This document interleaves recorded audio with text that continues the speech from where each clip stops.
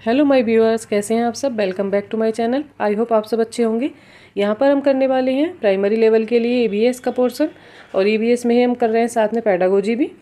और चलिए हम कर रहे हैं जो प्रीवियस ईयर के क्वेश्चन पेपर हैं, वो जो इंपॉर्टेंट क्वेश्चन बार बार आ रहे हैं पेपर में, वही हम करवा रहे हैं। इन्हीं के साथ आपकी अच्छी तैयारी हो जाएगी। देख लेते हैं पहला क्वेश्चन। किसी पर्यटक ने नीचे दिए गए अनुसार वर्णन किया है कि मैं एक गांव में हूँ। भारी बारिश यहाँ का सामान्यतः विशेषता है, इसलिए यहाँ के गांव के लोगों ने अपने घरों को बांस के खंभों पर धरती से लगभग 10 से 12 फीट अर्थात 3 से 3.5 मीटर की ऊंचाई पर बनाया है। ये घर भीतर से लकड़ी के बने हैं। इन घरों की छतें ढालू हैं। यह गांव निम्नलिखित में से कहाँ होना चाहिए। तो हमें बताना है इस तरह के घर कहाँ होते हैं जहाँ बांस के खंभों पर घर बनाए जाते हैं और यहाँ पर भारी बारिश होती है और इनकी छतें जो होती हैं ढालू होती हैं। तो हिमाचल प्रदेश में जो घर बनाए जाते हैं वो पत्थर से बनाए जाते हैं और ईंटों से बनाए जाते हैं। उत्तराखंड में भी इस तरह के घर नहीं होते हैं, क्योंकि उत्तराखंड में इतनी भारी बारिश नहीं होती है। वहाँ ढालू छत के घर मिलते हैं, बट पत्थर वाले नहीं होते हैं। और आंध्र प्रदेश में तो इस तरह के घर होते ही नहीं है। सबसे ज़्यादा भारी बारिश होती है असम में। इसका ऑप्शन नंबर सी राइट हो जाएगा, असम, क्योंकि यहाँ पर 10 से 12 फीट की ऊंचाई पर घर बनाए जाते हैं और यहाँ बांस की लकड़ियों पर ही घर बनते हैं। यहाँ बहुत ज़्यादा बारिश होती है। ऑप्शन नंबर सी करेक्ट है। चलिए आते हैं नेक्स्ट क्वेश्चन पर। क्वेश्चन नंबर है 2, देख लेते हैं। दक्षिण भारत का सबसे बड़ा मेला आदिवासी उत्सव कौन सा है, हमें ये बताना है। ऑप्शन देख लेते हैं। कुंभ में, खर्ची उत्सव, समक्का सरलम्मा जात्रा, या डी गंगाजी मेला। तो यहाँ का जो राइट ऑप्शन हो जाएगा, जो आदिवासी दक्षिण भारत में मेला बताते हैं अपना लगता है वहाँ पर, तो वो होता है समक्का सरलम्मा जात्रा। ऑप्शन नंबर यहाँ पर ये बी दिया हुआ है, तो ये करेक्ट हो जाएगा। Option number B is the right answer, Sammakka Saralamma Jatara. चलिए आते हैं नेक्स्ट क्वेश्चन पर। क्वेश्चन नंबर है 3, देख लेते हैं 3 में क्या है। यह एक सामाजिक चिंता का विषय है कि भारत में बहुत से शहरों में मल जल अब भी, जो भारत के जो बहुत सारे शहर हैं उनमें अभी भी क्या होता है, जो घरों से जो शौचालयों से पानी निकलता है उसको कैसे साफ़ किया जाता है। तो पढ़ लेते हैं इसके बारे में। ऑप्शन दे रखे हैं। मशीनों द्वारा साफ़ किया जाता है, मैला ढोने वालों के द्वारा हाथ से सफाई की जाती है, या ऑप्शन सी सबसे अच्छी सुविधा है, डी निजी कंपनियों के स्वामित्व में है। तो यहाँ पर जो राइट आंसर हो जाएगा वो हो जाएगा यहाँ पर option number B is the right answer. मैला ढोने वालों के द्वारा हाथों से ही सफाई की जाती है। भारत में अभी भी मशीनों का यूज़ बहुत कम होता है। तो ये सोचने वाला चिंता का विषय है। आते हैं नेक्स्ट क्वेश्चन पर। क्वेश्चन नंबर है 4, पोचमपल्ली नाम है। पोचमपल्ली किसका नाम है ये बताना है। ऑप्शन देख लेते हैं यहाँ पर क्या क्या दिए हुए हैं। लोक चित्रकला का जो विशेष रंगों से बनाई जाती है, साड़ियों का जिन पर पारंपरिक रंगाई के ज्यामितीय नमूने होते हैं। ऑप्शन सी बकरियों की किस्म का जिसका महीन ऊन या शॉल बनाया जाता है। ऑप्शन डी प्राचीन भारतीय मंदिरों की श्रेणी का। तो यहाँ पर जो राइट आंसर हो जाएगा वो हो जाएगा हमारा ऑप्शन नंबर बी, साड़ियों का जो एक क्या है, पारंपरिक रंगाई के ज्यामितीय नमूने होते हैं। और ये कहाँ पर बनाई जाती है, ये साड़ियाँ बनाई जाती हैं हमारी कहाँ पर, ये तेलंगाना में बनाई जाती हैं साड़ियाँ। नीचे दिए गए कथनों पर विचार कीजिए। ए लेफ्टिनेंट कमांडर वहीदा प्रिज्म भारतीय नौसेना में डॉक्टर हैं।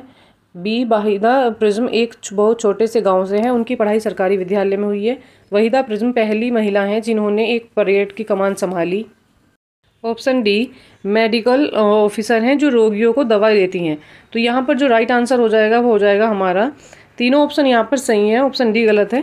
तो ये राइट आंसर हो जाएगा हमारा ऑप्शन नंबर सी, ए, बी और सी तीनों सही है। यहाँ पर तीनों ऑप्शन सही हैं। लेफ्टिनेंट कमांडर वहीदा प्रिज्म भारतीय नौसेना में डॉक्टर हैं, और वहीदा जो हैं प्रिज्म के एक छोटे से गांव से हैं, उनकी पढ़ाई सरकारी स्कूल में हुई है। वहीदा प्रिज्म पहली महिला हैं जिन्होंने एक परेड की कमान संभाली है। चलिए आते हैं नेक्स्ट क्वेश्चन पर। क्वेश्चन नंबर 6 देख लेते हैं। वाराणसी की कढ़ाई की अद्वितीय कला है। कौन सी वाराणसी में जो कढ़ाई प्रसिद्ध है वह कौन सी है। ऑप्शन देखते हैं। जरदोजी, तोड़ा, फुलकारी या कांथा। तो वाराणसी में जो कढ़ाई प्रसिद्ध है वो कौन सी है, जरदोजी। और जरदोजी जो होती है कढ़ाई वो कैसे हो जाती है, महीन कढ़ाई होती है। और इसमें पहले प्राचीन टाइम में क्या होता था, सोने और चांदी के तारों से इसको किया जाता, पर आजकल जो है इसकी नकली कॉपियाँ आ गई हैं, तो नकली धागे से इसको बनाया जाता है। ऑप्शन नंबर ए हो जाएगा राइट। आते हैं नेक्स्ट क्वेश्चन पर। क्वेश्चन नंबर है 7, निम्नलिखित में से कौन सा अंतरिक्ष यात्रा के लिए प्रयोग करेंगे। अंतरिक्ष यात्रा करते हैं तो उसमें कौन सा यंत्र प्रयोग किया जाता है, इसमें से कौन सा उपकरण यूज होता है, देख लेते हैं। सैटेलाइट या उपग्रह। सैटेलाइट उपग्रह प्रयोग नहीं होते हैं। ऑप्शन बी रॉकेट, वायुयान या उल्कापिंड। उल्कापिंड तो आकाश में घूमने वाले पिंड होते हैं। वायुयान वैसे नॉर्मल यात्रा करने के लिए होते हैं, यह ऊपर लेयर में नहीं जाते हैं। तो अंतरिक्ष में जाने के लिए हम क्या करेंगे, रॉकेट का ही यूज़ करेंगे। Option number B is the right answer. चलिए आते हैं नेक्स्ट क्वेश्चन पर। क्वेश्चन नंबर 8, गाँव के जो लोग हैं वे शहरों और कस्बों की तरफ स्थानांतरित हो रहे हैं, क्यों होते हैं। ऑप्शन देख लेते हैं। बेहतर स्वच्छता और खुली जगह के लिए, बेहतर गुणवत्ता की वायु और स्वच्छता स्वास्थ्य सुविधाओं के लिए, ऑप्शन सी बेहतर रोजगार के अवसर तथा शैक्षिक सुविधाओं के लिए, ऑप्शन डी बेहतर गुणवत्ता का जल और सामाजिक नियमों के लिए। तो यहाँ पर जो राइट आंसर हो जाएगा वो हो जाएगा हमारा बेहतर रोजगार के अवसर तथा शैक्षिक सुविधाओं के लिए। Option number C is right है। लोगों को रोजगार मिले, अच्छी सुविधाएं मिले, शैक्षिक सुविधाएं प्राप्त हों, इसके लिए लोग क्या करते हैं, गाँव से शहरों की तरफ स्थानांतरित होते हैं। आते हैं नेक्स्ट क्वेश्चन पर। क्वेश्चन नंबर है 9 में है, हम शहरी क्षेत्रों में यह देखते हैं कि अधिकांश कुएं जो लगभग 40 वर्ष पुराने हैं, पानी भरने वाले जो पानी भरने के लिए उपयोग होते थे, अब वे सूख गए हैं। इन कुओं में पानी के सूखने और नीचे दिए गए संभावित कारणों पर विचार कीजिए। कुएं में पानी क्यों सूखा है, यहाँ पे कुछ कारण दिए हुए हैं, उन पर आप विचार करते हैं। चलिए ऑप्शन नंबर ए देख लेते हैं। कोई भी कुओं का उपयोग नहीं करना चाहता क्योंकि सभी के घरों में टोटियाँ लगी हुई हैं। ऑप्शन बी दिया हुआ है, लोग विद्युत मोटर द्वारा जल खींचना पसंद करते हैं। तो जो ऑप्शन ए दिया हुआ है वो भी सही नहीं है, क्योंकि सभी के घरों में है टोंटियाँ नहीं लगी हुई हैं, ये बात तो सही नहीं है। लोग विद्युत मोटर द्वारा भूमि का जल खींचना पसंद करते हैं, हाथ से भरना कम पसंद करते हैं, तो ये सही हो जाएगा। पेड़ों, कुओं और आसपास की ज़मीन को अब सीमेंट कोलतार द्वारा ढककर वातावरण को साफ कर दिया गया है, ये बात भी सही है। जिन झीलों तालाबों में वर्षा का पानी इकट्ठा होता था अब वहाँ पर नहीं है, क्योंकि झील तालाब जो है खत्म हो चुके हैं, अब नहीं बचे हैं। उन स्थानों पर ऊंचे ऊंचे भवन देखे जा सकते हैं, इमारतें बन गई हैं। तो यहाँ पर कौन कौन से ऑप्शन करेक्ट हो जाएंगे, बी, सी और डी यहाँ पर करेक्ट हो जाएंगे। ऑप्शन नंबर बी राइट हो जाएगा, बी, सी और डी। चलिए आते हैं नेक्स्ट क्वेश्चन पर। क्वेश्चन नंबर है 10, योग दिवस के समारोह के उपलक्ष्य में एक ईवीएस का अध्यापक निश्चय करता है कि वह 5वीं कक्षा के छात्रों को विश्व की योग राजधानी के भ्रमण पर ले जाए, जिसका नाम है। तो विश्व में जो योग राजधानी कहलाती है उसको क्या बोलते हैं, जगह का नाम देख लेते हैं। रानीखेत, ऊटी, ऋषिकेश या गैंगटॉक। तो यहाँ पर जो राइट आंसर हो जाएगा वो हो जाएगा ऑप्शन नंबर सी, ऋषिकेश को योग राजधानी के नाम से जाना जाता है। चलिए आते हैं नेक्स्ट क्वेश्चन पर। क्वेश्चन नंबर है 11 में देख लेते हैं क्या दिया हुआ है। घर में बच्चों से धीरे खाने के लिए एवं अच्छी तरह चबाने के लिए कहा जाता है, इसका के सबसे उपयुक्त कारण है। इसके क्या सबसे उपयुक्त कारण है, ऐसा क्यों कहा जाता है बच्चों से कि धीरे धीरे खाओ, चबा कर खाओ अच्छी तरह से। ऑप्शन देख लेते हैं यहाँ पर दिए हुए हैं। वे कम खाते हैं, उनके दांत सुरक्षित रहते हैं, वे खाते समय पानी नहीं पीते, उनके भोजन का पाचन सही ढंग से होता है। तो यहाँ पर जो राइट आंसर हो जाएगा वो हमारा हो जाएगा ऑप्शन नंबर डी, केवल डी राइट हो जाएगा। उनके भोजन का जो पाचन है वो सही ढंग से हो जाता है, क्योंकि जो बच्चे छोटे होते हैं वो चबा चबा कर खाएंगे तो उनका पाचन अच्छे से हो पाएगा। तो चलिए आते हैं नेक्स्ट क्वेश्चन पर। क्वेश्चन नंबर है 12, सड़कों का सर्वोच्च वर्ग जो अधिकतर 6 पथ या अधिक का होता है क्या कहलाता है। आपने देखे होंगे अब आसपास इतने हाईवे बन गए हैं जिनमें 6 से अधिक मार्ग होते हैं, आने की लाइन अलग होती हैं, जाने की लाइनें अलग होती हैं, तो उसको क्या बोलते हैं, क्या नाम होता है उसका। ऑप्शन देख लेते हैं। राष्ट्रीय राजमार्ग, वायुमार्ग, एक्सप्रेस वे या जलमार्ग। तो यहाँ पर जो राइट आंसर हो जाएगा वो हो जाएगा option number C, expressway. Expressway में 6 पथ होते हैं या उससे अधिक भी हो सकते हैं। चलिए आते हैं नेक्स्ट क्वेश्चन पर। क्वेश्चन नंबर है 13, निम्नलिखित पहेली का हल कीजिए। सिर पर मेरे ताज है, सुंदर नाच दिखाता हूँ, सुंदर पंखों पर नाज है, मैं हूँ, मैं कौन हूँ। तो यहाँ पर किसके बारे में बात की जा रही है। सिर पर उसके ताज है और वह नाच दिखाता है और उसके पंख जो हैं बहुत सुंदर हैं और पंखों पर वह नाच करता है। ऑप्शन देख लेते हैं। तोता, फाख्ता, बत्तख या सुरखाव।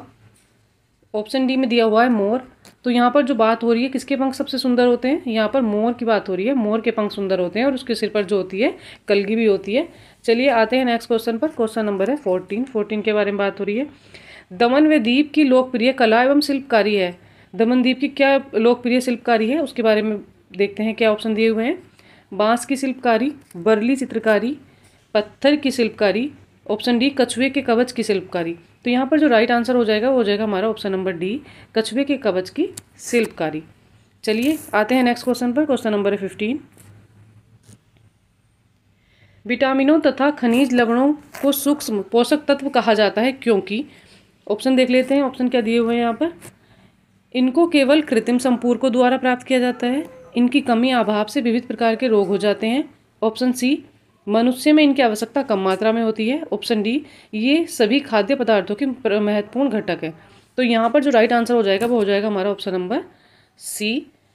इनकी आवश्यकता जो होती है मनुष्य के शरीर में सूक्ष्म मात्रा में होती है, इसलिए इसको सूक्ष्म पोषक तत्व कहा जाता है। जैसे कि क्या क्या होते हैं, पोटेशियम हो गया, और हो जाता है हमारा क्या, मैग्नीशियम हो जाता है, खनिज लवण है। तो ये इनकी मात्रा क्या होती है, शरीर में बहुत कम मात्रा में चाहिए होते हैं, इसलिए इनको सूक्ष्म कहा जाता है, सूक्ष्म पोषक तत्व। आते हैं नेक्स्ट क्वेश्चन पर। क्वेश्चन नंबर है 16। देख लेते हैं 16 में क्या दिया हुआ है। निम्नलिखित में से कौन से कथन इस तथ्य को स्पष्ट करते हैं कि पर्यावरण अध्ययन एक अंतः अनुशासनिक विषय है। अंतः अनुशासनिक विषय है, इसके बारे में देख लेते हैं ऑप्शन। यह पर्यावरण के सभी पहलुओं को समझने के लिए विभिन्न विषयों के ज्ञान को एकीकृत करता है। यह विविध रूप में अवधारणाओं को शामिल करने वाला एक अंतः अनुशासनिक क्षेत्र है। यह जैविक, सामाजिक व सांस्कृतिक पर्यावरण में होने वाली अंतःक्रिया का क्षेत्र है। ऑप्शन डी, यह जैविक और जीवोत्तर घटक के मध्य परस्पर आश्रितता एवं अंतःक्रिया वाला क्षेत्र है। ऑप्शन ई में दिया हुआ है, यह उच्च प्राथमिक कक्षाओं के विज्ञान एवं सामाजिक विज्ञान विषय की पूर्व तैयारी है। तो यहाँ पर जो राइट आंसर हो जाएगा वो हो जाएगा हमारा ऑप्शन नंबर ए, बी और सी। ए, बी, सी यहाँ पर सही है। यह पर्यावरण के सभी पहलुओं को समझने के लिए विभिन्न विषयों का ज्ञान को एकीकृत करता है।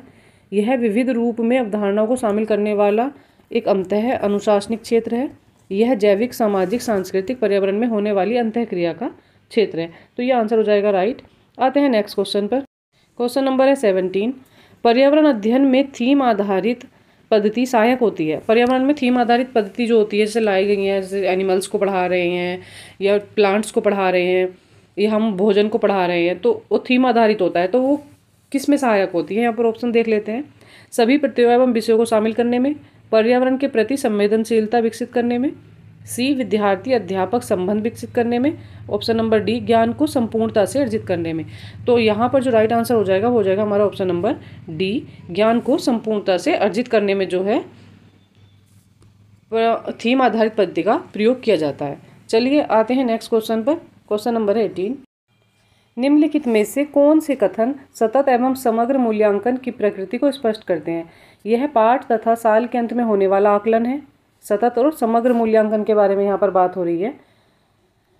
यह सीखने के लिए के बजाय सीखे गए आकलन है। ऑप्शन सी, यह रचनात्मक रूप से सीखने के अवसर उपलब्ध कराता है।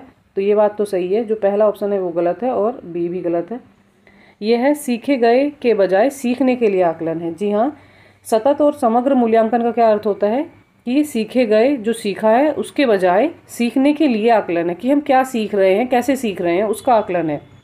और यह सीखने के रचनात्मक अवसर उपलब्ध कराता है। तो यहाँ पर जो राइट आंसर हो जाएगा वो हो जाएगा हमारा ऑप्शन नंबर, ये ऑप्शन नंबर हो जाएगा सी। यहाँ पर हो जाएगा ये ऑप्शन नंबर सी और डी दोनों। यह रचनात्मक अवसर उपलब्ध कराता है और ये सीखे गए की बजाय सीखने के लिए आकलन है कि हम क्या सीख रहे हैं और किस प्रकार से सीख रहे हैं, उसका आकलन किया जाता है। चलिए आते हैं नेक्स्ट क्वेश्चन पर। क्वेश्चन नंबर है 20। ईबीएस में क्वेश्चन नंबर 19। ईबीएस में सीसीई का अर्थ क्या होता है। तो यहाँ पर देख लेते हैं सीसीई का अर्थ क्या होता है। सतत एवं संचयी मूल्यांकन, संचयी एवं संज्ञानात्मक मूल्यांकन, व्यापक एवं संचयी मूल्यांकन, सतत एवं व्यापक मूल्यांकन। तो यहाँ पर जो राइट आंसर हो जाएगा ऑप्शन नंबर डी हो जाएगा एकदम से राइट। सतत एवं व्यापक मूल्यांकन, कंटिन्यूअस कॉम्प्रिहेंसिव इवैल्यूएशन को हम बोलते हैं सीसीई। चलिए आते हैं नेक्स्ट क्वेश्चन पर। क्वेश्चन नंबर है 20। निम्नलिखित में से कौन से कथन पर्यावरण अध्ययन के उद्देश्य हैं। पर्यावरण के बारे में प्रत्यक्ष जानकारी, परिभाषाएं और विवरण प्रदान करना, ये पर्यावरण के उद्देश्य हैं। ऑप्शन बी, मौजूदा पर्यावरणीय मुद्दों के प्रति संवेदनशीलता विकसित करना, ये बात तो एकदम करेक्ट है। परिवेश से अंतःक्रिया करके स्वयं ज्ञानार्जन की स्थितियाँ बनाना, ये बात भी सही है। बच्चों को सिखाया जाता है कि वे परिवेश से ज़्यादा सीखें, खुद से अंतःक्रिया करके सीखें। पर्यावरणीय समस्याओं को दूर करने की कुशलता विकसित करना, ये भी पर्यावरण के उद्देश्य हैं। और ऑप्शन जो ए दिया हुआ है पर्यावरण के बारे में प्रत्यक्ष जानकारी, परिभाषाएं और विवरण प्रदान करना। तो प्रत्यक्ष जानकारी पर्यावरण के बारे में मिल जाए ये तो बात पॉसिबल नहीं है, क्योंकि बच्चे अपनी स्थितियों से भी सीख सकते हैं, जरूरी नहीं कि उन्हें प्रत्यक्ष रूप से ही ज्ञान दिया जाए। तो यहाँ पर जो करेक्ट हो जाएंगे ऑप्शन बी, सी और डी हो जाएंगे। देख लेते हैं बी, सी, डी किस में दिया हुआ है। ऑप्शन नंबर सी करेक्ट हो जाएगा। यहाँ पर इसमें दिए हुए हैं बी, सी और डी, जो तीनों पॉइंट क्लियर हैं वो हैं बी, सी और डी, ये करेक्ट हो जाएगा। पर्यावरणीय मुद्दों के प्रति संवेदनशीलता विकसित करना, परिवेश से अंतःक्रिया करके स्वयं को ज्ञान अर्जन की स्थिति बनाना और पर्यावरण समस्याओं को दूर करने की कुशलता विकसित करना, ये हो जाएंगे तीनों ऑप्शन सही। चलिए, कैसी लगी आपको मेरी क्लास बताइएगा, और ऐसी क्लास के लिए मेरे साथ बने रहिएगा। मैं करवाने वाली हूँ प्राइमरी लेवल के लिए EVS की तैयारी। यहाँ से तैयारी करके आप अच्छे मार्क्स गेन कर सकते हैं, और फ्री PDF के लिए भी आप मेरे को टेलीग्राम पे ज्वाइन कर सकते हैं। अधिक से अधिक वीडियो के लिए मेरे चैनल को सब्सक्राइब कीजिएगा।